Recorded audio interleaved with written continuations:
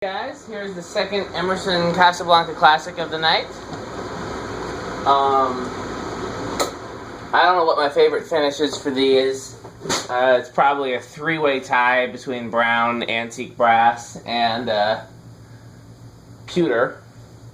Guess I could throw copper in there. It's funny, people didn't believe me that I'd seen copper ones, but now we have a catalog that has copper ones in it. Here's low, by the way. And yeah, there was actually a hardware store when I was a kid that had two copper ones, so that's a childhood version. And then there's the hardware store that has the two antique brass ones, so that's another childhood version. Although, for some reason, when I was a kid, I swore that those were plastic Emersons. So, perhaps I remembered wrong, or perhaps they replaced them. And, okay, amp meter is acting funny. It's no ways of drawing 2.6 amps. 0.21, that makes more sense. 0.56. So, and then yeah, I talked about the brown ones in the last video, being a childhood fan, so.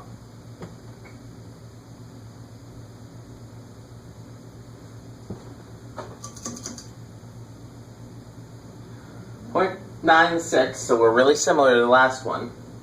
So it appears that capacitor is not off at all. This one, the bearings were quite noisy and stiff, but nothing a few shots of WD-40 could fix.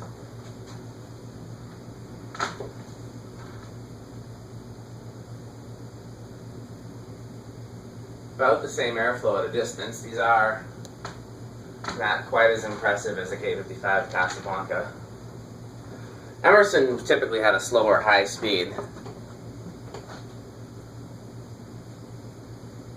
Okay. Spin down. This one came from Adam. It was kind of halfway in trade, halfway a gift. I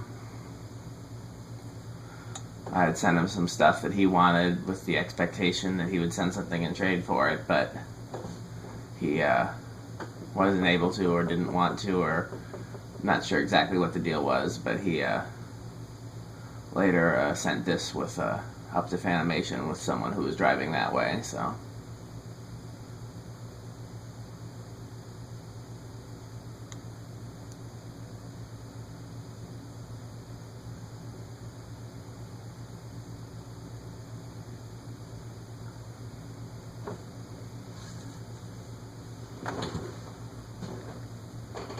This will probably be the last ceiling fan for tonight. Come on. Is the reverse switch sticking? There we go. Low. 0.2. My plan was to do these two Casablanca Classics and do 3 portables, but I'm going to see what time I should be home. Because my wife still wants me out of the house for a while longer, then I'll test some more. She wanted to do some filming for her YouTube videos, so it was helpful to have me here. One of the reasons I came here to film tonight.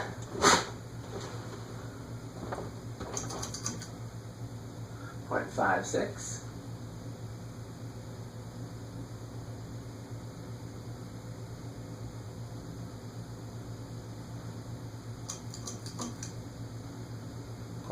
.96. So yeah, I would argue that these are based on the long nose. They have similar vents.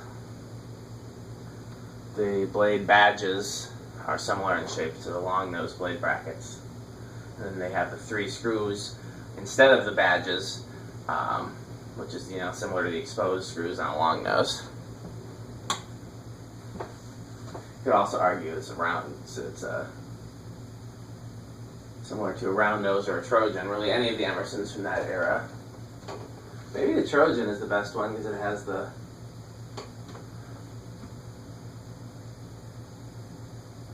Why am I waiting?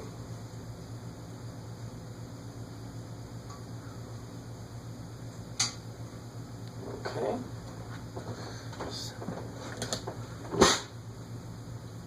This one starts on 2. The last one didn't start till 3, I don't think. Probably stiff bearings. Like I said, this one just got magic elixir.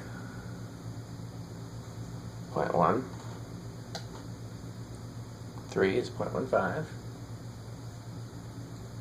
Or it could be the capacitor, and the other one is drifted just slightly enough. 4.2.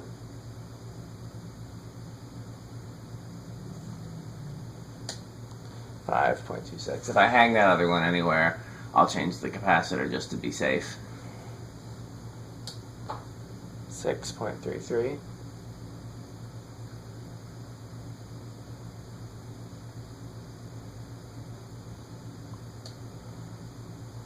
7.38.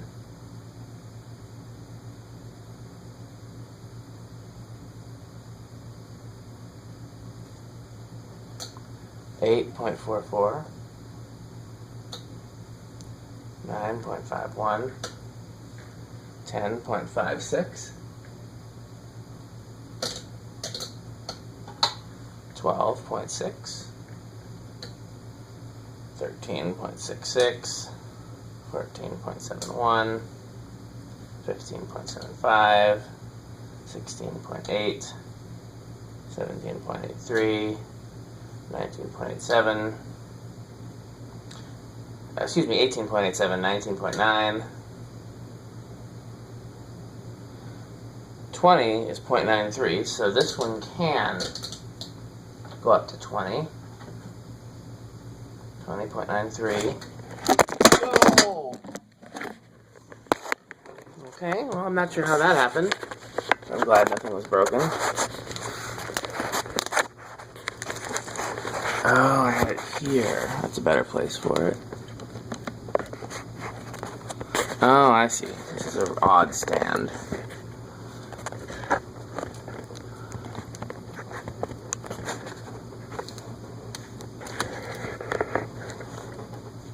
Okay.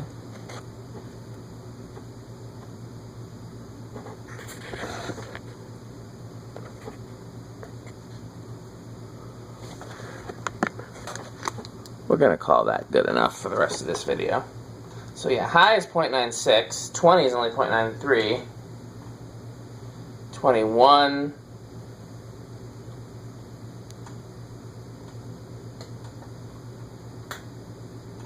22 is over. So I am assuming that the capacitor is failing in that other one because it's reacting differently with the decade box. Unless it's just a different version of the motor in there. There are so many different versions of the KFD5 that Emerson used, so that's possible too. But that just gives me enough evidence that I do need to change the capacitor in there if I'm going to hang it. So I will do that.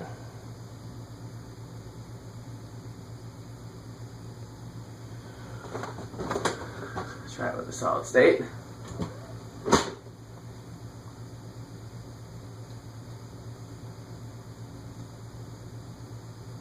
Here's 0.1, which is where it started with the decade.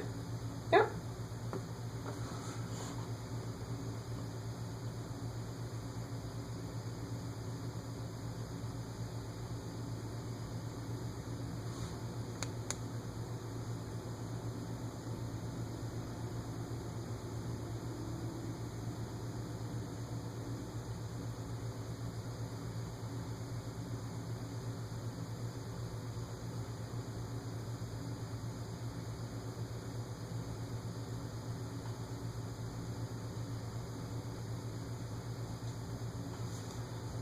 Eighth of a turn. 0.3. Kind of noisy like the other one.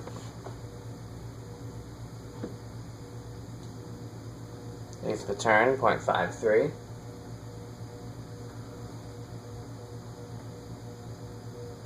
Eighth of a turn, 0.77.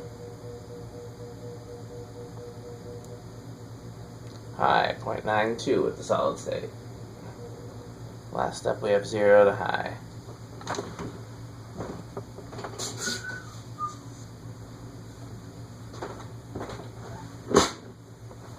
Goes up to 0.95 and then 0.96. So yeah, there's no measurable inrush current, at least not with this cheap amp meter that I use.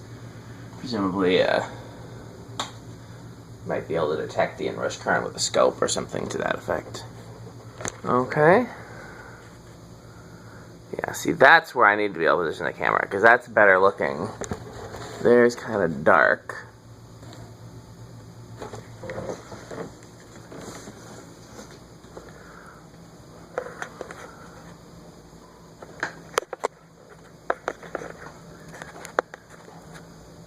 Oh well, I'll come up with something. I'm smart.